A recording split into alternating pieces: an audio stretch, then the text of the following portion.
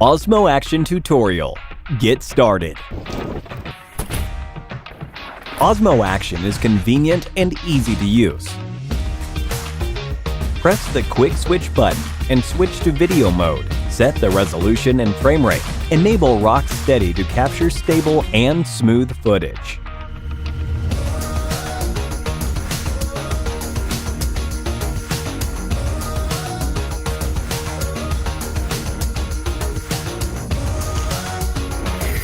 Press the quick switch button, then swipe to the left. Choose photo mode.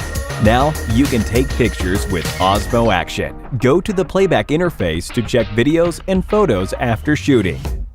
Check it out now. Thank you for watching.